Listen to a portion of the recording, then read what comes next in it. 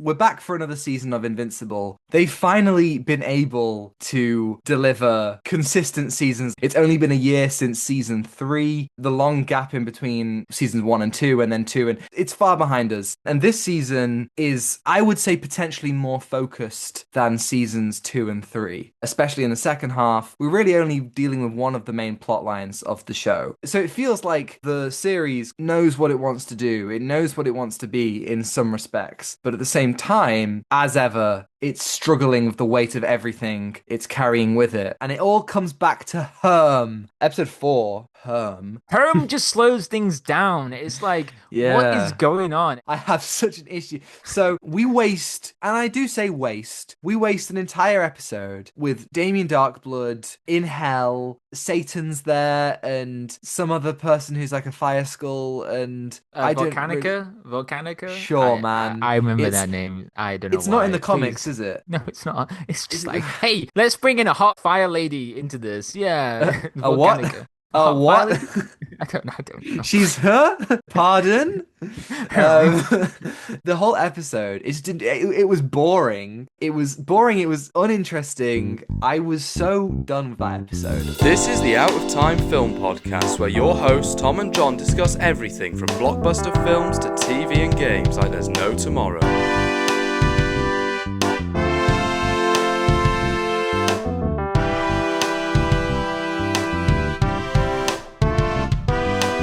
Because we have got a season so fast, I guess that means that we've got to take some drops in animation quality as well. I'm getting to the point now where we've seen a lot of Viltrumite stuff, a lot of similar. I'm getting a little bit tired. I've got to say, this is the season where I'm feeling it a little bit. Yeah, I definitely felt a little bit of it. Definitely with the quality of animation. I think we talked about the animation time and time again. It's like beating a dead horse at this point. There are some fantastic animation throughout the season, but it's limited animation. There's not a lot of animators in Skybound animation, and there's another company as well. It's so frustrating to see that dip in animation quality. There's no fluidity. It just feels so stagnant. You could have give the animation team more time to get this flair to the show, something distinct. This is Amazon we're talking about. The budget for each episode reportedly is like 2.5 million. Insane, like with the voice acting and everything. But it's Yeah, like, it's annoying because the story's great, but then it's like, oh,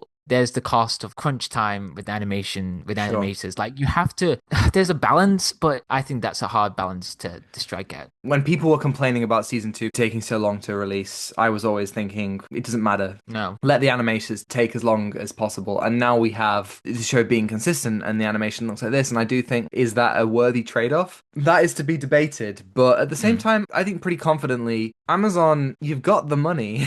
Put more into this show and hire more animators. Spread the work out more. Because I think we can improve upon this. I mean, the Atom Eve special, which is still one of my favorite episodes of Invincible, I think it maybe has the best animation of the entire show. I mean, that's a big question, but I think that absolutely they need to do better. There's a lot of times that it's just PNGs on screen. They just hold The them and they one get with the dragon wisdom. coming towards Oliver, Bro, it's like, game what? over. It's game over, guys. It's game over. Yeah, Like Bill Paxton. yeah. It's game over. It's game over. It's game over, man. I don't understand why we settle for this. And yeah, there are so many big celebrities as voice actors. And at this point, so many of them have been replaced. Mahershala Ali, Andrew Rannells, Zachary Quinto, a bunch of people who in this season or prior, they're just like, yeah, we can't afford them anymore, or they're too busy or whatever. We're going to just replace them. And it's not really noticeable. Now, I'm not saying kick other actors off the show. I'm saying that in the future, when casting new roles, why spend all that money for a big actor's salary? Or actors take a pay cut. This show was so exciting at the beginning, in a large part because of the animation and because it wasn't held back by the limitations of live action. Unfortunately, now it's held back by the limitations of animation. It's kind of ironic. But nonetheless, we have our season 4 here. I didn't love it. I can't beat around that. I didn't love it. I didn't love this one. Okay, this is different because I liked it. I liked it Okay, actually. cool, good, good. I loved the second half of this season because I thought the emotional stake felt stronger this time round with Nolan trying to find some forgiveness with Debbie, but with Earth and Cecil, with Mark and Oliver. That is pretty sad because he obviously regrets it. There's so much that he needs to rebuild. I agree with you. The second half of the season is so much better. It's more focused. focused. It's got more emotional beats. It doesn't feel as random. And I No, think no. that the unpredictability of this show is something that sometimes it gets really well and sometimes it didn't get very well. And I think this season was one of those times where it was just felt like it was throwing stuff at the wall and seeing what stuck and bringing back stuff from season one, which is a very difficult thing to do. You know, with the alien invaders, I've seen season one twice, and so it shouldn't be difficult for me to reinvest myself in that. But it's been so long in the show that seeing this new Guardian team go up against that, I just wasn't too bothered about it. I think that Yeah. the new Guardians team is the point of this season that we really just don't get anything from. It feels like the original Rex is dead, and so they just kind of thought, who do you have to care about? And it's like, well, I want to care about these new guys, but we barely get any chances to do that. And it's a whole thing that I think I have an issue with episode 4, and I have an issue with the finale that I think is big. But on your points about the positives, Yes. the whole struggle with Nolan is so great because nobody has any reason to forgive this guy. And I think No. that's such a fascinating thing to grapple with. The idea that he pours his heart out to Debbie, and Debbie's just like, fuck you. That was such a slap in reality in episode 5. That was just excellent voice acting from Sandra Oh. I was actually moved a bit. I was like, whoa, okay, that hit hard. It's great with Nolan because we've seen his change and we believe it, but other people don't. And it's not that simple to just say sorry and try and move on. There's so much more work to be done. And I think that the end of the season sets that up really interestingly for where it's going to go. There's a point where he goes to the guy who makes the costumes. What's he called? Art. I think it's Art, I Yes, think. Art, that's right. He goes to Art, and Art's obviously a bit scared of him, and they have like a little catch up where they're drinking beer. And as soon as Omni-Man leaves, Art just breaks down and is like gasping for air. And so obviously he was just frozen with fear for that whole time. Nolan just wanted to see an old friend and try and regain some normalcy. But for Art, this is a psychopath coming to his door, and he has to act civil because what would Nolan might kill him. That whole thing, everybody has such a great reason to fear this man. And Yes. to see him grapple with that amidst all these characters that hate and fear him is brilliant. I love that, because now you told me in the comics, Yes. Debbie Well, and Nolan. their reunion goes differently in the comics, but here I'm hoping they don't have a reunion because Nolan was a completely different person from season 100%. 1. This guy was an insane maniac to turn Earth into a breeding ground for Viltrumite. So how do you stick with this guy? How do you support it with him? But then he has this insane character arc where he actually apologizes to people that caused a lot of problems around the galaxy. Like in episode 2, where he's like, oh yeah, we moved this planet towards the sun so we can extinct this entire race. What I loved about this season was Nolan actually coming to terms about his home planet and like how they caused so much damage across the universe. I also loved a bit of Viltrumite lore. I thought that was pretty cool to see all of that, and then also see the comic panels come to life as well with the dead bodies that circle around Viltrumite. Yes. That's dark. That was pretty dark. The stakes just build up. Like when we get to episode 7, when we see Thrag. Well, episode 6, we do see Thrag, but this time we see him actually fight with Mark. He's like a proper intimidating villain. I thought with the voice acting with Lee Pace, I thought he was absolutely terrifying. Lee Pace, Lee Pace, I love him. Anyone who's been around long enough to remember our Bodies video. Yes, I love Lee Pace. I just think give me more Lee Pace. He's coming back to the Middle Earth movies with Hunt for Yes. Gollum. What a guy. I agree. Yeah. He was really great. You almost feel bad for the Viltrumites as well because you see the Scourge virus and what it did. And then what Thrag did as well Yes. to like say, hey, there's a betrayer amongst us. Could you kill each other? You know, could you just do that? And then he just does like an insane, I was about to say X Factor, but my mind just like trying to find the right person to like get through the whole thing. I don't know why. It was like, yeah, all my strongest people come with me. You gotta fight the betrayer. Oh, the boys! I wasn't expecting that at all. That's Kylie Minogue from The X Factor when she finds out she's having the boys. We're that's deep fine. Cut now. Local references. That's okay. Come for Invincible, stay for this shit. But yeah, no, like that's a really effective way to build up that side of the narrative. With the conflicts between Thrag as well, how much he believes in order and freedom is just a delusion for people like the Coalition. It is so fascinating to see that. The war becomes bigger. It's not just a couple of Viltrumites versus Mark or whoever. We see the return of Conquest, and Mark and him have like a bit of a rematch, and that stuff I thought was really well done. there's a post-credit scene of one of the episodes. You know the Oh post-credit scene, yeah. which Yes. honestly is oh my god. They kind of trick you without spoiling it. They trick you into thinking something's going to happen with Conquest. And I was like, for God's sake, can we just not do this? And I then I it was just like cuts that too. I away. was like, Yeah. no, please, It guys, just we can't milk yeah, this right? anymore. We can't do this. Yeah, I loved it. I thought it was great. I definitely am confused with the rules of how Viltrumites can sometimes heal and other times can't. But comic book logic, let's not think too deep into it. The choice to have that episode where we go into Nolan's regrets in episode 2, the fact that we establish the season with our Earth-based conflict, and then we have a whole episode in space, and then another 2 episodes on Earth before we return to that, it felt very stop and start, especially when you're doing the whole Herm thing. But the thing where I struggled Yes. was in episode 8. Now, episode 8, I really liked it as a finale. There's no action. There's no Yeah. big bloodbath like there has been in every other season. There's not even a single action scene. And that was really, really good because we had a lot to wrap up, a lot to kind of come to a head in one episode. But instead, they Mm. decided to make an episode about PTSD and grief and what happens when you return home from war. Because we've had this kind of cosmic scale war with Mark and Oliver going out to help Nolan and Alan and everyone else involved against the Viltrumites, which is really cool and really fun to explore. And then in episode 8, we just get to look at the aftermath of that. I bloody loved it. But then I started getting hit with the caveats of what that Oh. means. And there's a couple of things that just really, really ground my gears. Episode 4 is actually... Herm. This is a villager. Herm. It's actually the lowest rated episode of the show. It's on 6.6 Yes. on IMDb. Yes. Yeah, and I can see why. I was so bloody uninterested. And I think the thing is that episode wastes what could have been a really, really interesting chance later on in the season. So, I think it's a good opportunity to say spoilers because I want to really dig into this. Yes. the I know show- where you're going to go with this. Go Right. ahead. Before we get into spoilers, the show is still good. I think it's less good this season, but I still enjoyed it. Animation aside, it's still fun. The action's still fun. The characters are still fun. The Viltrumite stuff, if you're not tired of that already, you're going to have a good time with it, right? Yeah. Okay, cool. Now spoilers. So, we got a lot of stuff going on. We got a lot of stuff. So, particularly Eve. Eve's lost her powers, and she finds out before Mark goes that she's pregnant. And she doesn't tell Mark. And in episode 8, caveat number 1 of our great episode 8 is that she's like, yeah, my powers came back. Like, what? Off screen, her powers came back.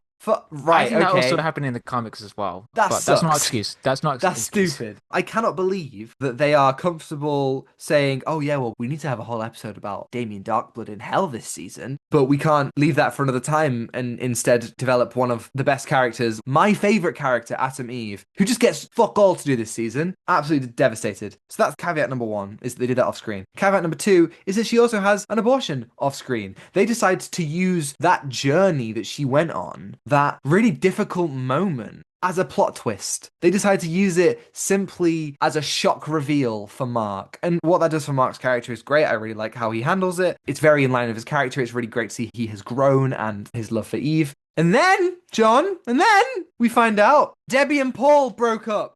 They just broke up. Yeah, Off Debbie and screen. Paul. No. Off screen. I'm Yeah. annoyed. But then I'm not that annoyed. I'm No, playing it no. up. So basically, Herm, get rid of it. Just get rid of that episode. We end episode 6 with Mark dead, as we think. His intestines have all been pulled out and we don't know what his fate is going to be. That is the perfect time to insert an episode with all those characters. We start the episode. Eve is at an abortion clinic. We go with her on that journey. She's alone. She's sad. She's isolated. We see that. And we also follow her as she rediscovers her powers. How does that make her feel? She's got her powers back. She should be happy. But is she happy? Mark's not there and she's had an abortion, which is a very difficult thing to do. We can follow Debbie and Paul as their relationship breaks apart. What did Nolan coming back do for Debbie?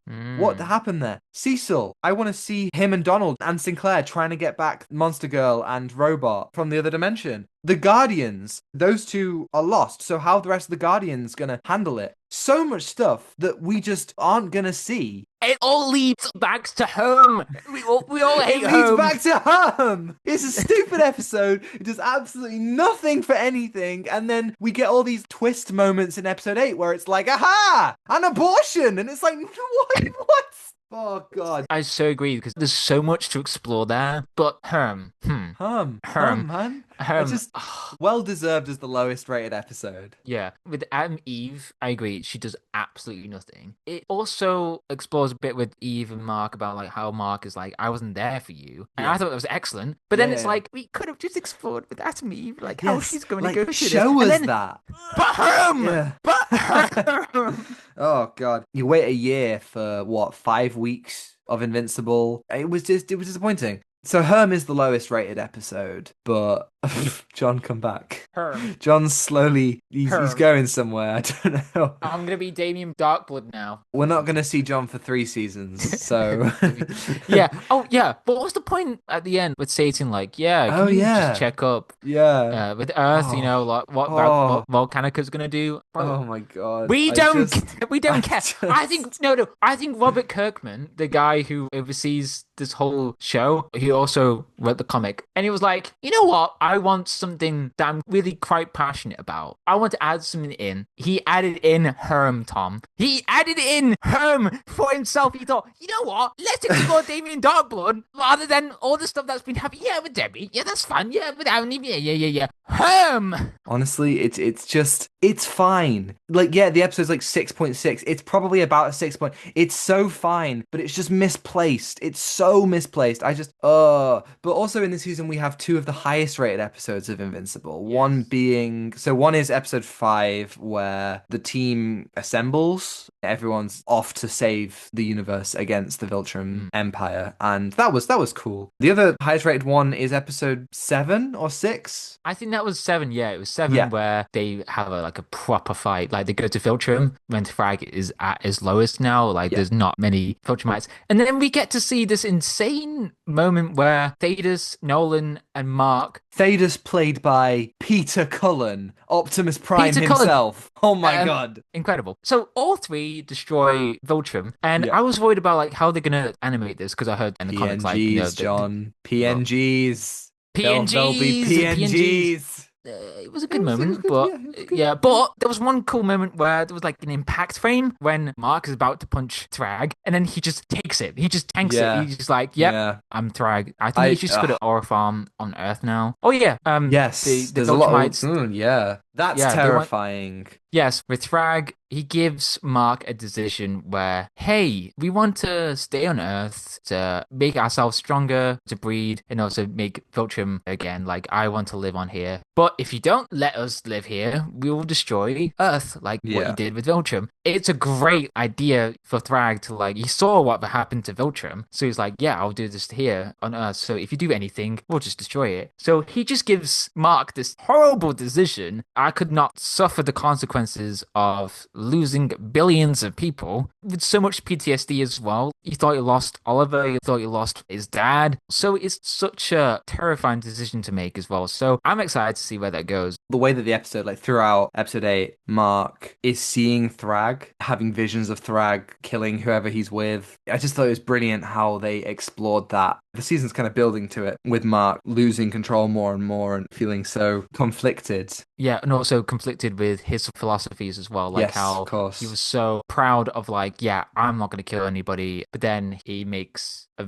very tough decision of killing a person in the first episode where Yes. with the secrets, they had to come Yes. back the secrets See, as well. Yeah, see, like episodes 1 to 4, there's good stuff here and there, but it really was just like, okay, we're bringing back random plot lines from throughout the We're show. bringing back anybody. Let's bring Yeah. back the Herm plot line. Come on, guys, let's do that again. No!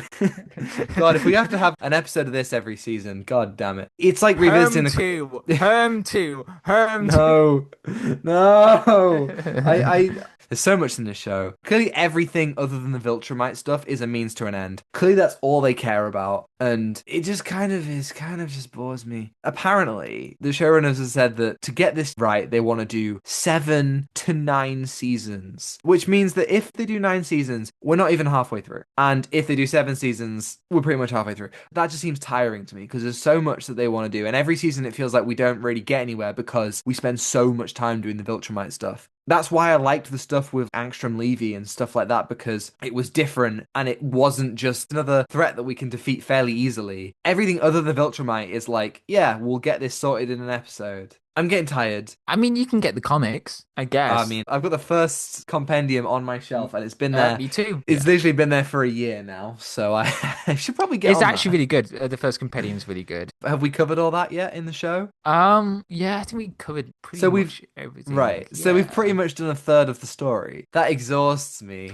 just I because don't of know if how that's much compendium Viltrumite two. stuff. I think this is compendium 2 this Okay. season. So Because the second compendium has him in the black and blue suit yes. on the front cover. So I don't really know. I think that season 5, I got a lot of notes. I'm excited for the sake of the good stuff, but at the same time, animation, we gotta get better. I want to see more Please. from the other characters. I want to see more from the women in the show because God knows that they're not doing much this season. I want to see something other than the Viltrumite stuff. And that's why the ultimatum that Mark gets from Thrag is so interesting, because it genuinely could be an opportunity to not see the Viltrumites so much. And just, oh yeah, just the idea of them living amongst them and breeding is just so scary because, like, that's, Oh, that's something just I so don't like awful. that. I'm hoping Debbie also just has something with agency as well, because she's with Nolan now, going to Yes, see Hulda. yeah. So I wonder if that's going to be happening. And then Eve as well. Please do Yeah, something come on, with man. Eve. I feel down about it, but the good stuff of the show is still very, very good. It's very good. I've spent a lot of time talking about Herm. I'm sorry. I'm sorry, everyone.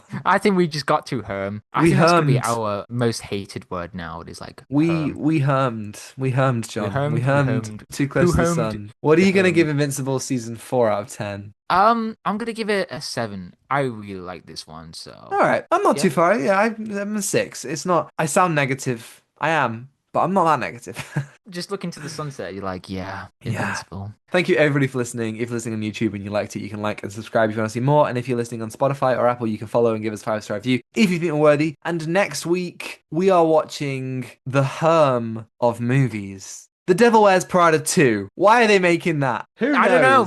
Herm sequel, guys. We've got the Herm sequel next now. next week is the Herm sequel. Wow. Every unnecessary film is a Herm. Okay, we're gonna coin that. We're gonna coin that now. We're coining that. We're coining that. Yeah, so you can follow us on Instagram at Out of Time Film Party, our incredible thumbnails from Zain, on Twitter for more thoughts from Tom and me, and TikTok to see edited clips, which are all also on Instagram, Reels, and YouTube Shorts. And you can find links to that all in the description below. Thanks to Elle for the excellent theme, and Ronan for logos as always. And I think that's everything. Take away given. Give nothing back. Goodbye. Goodbye.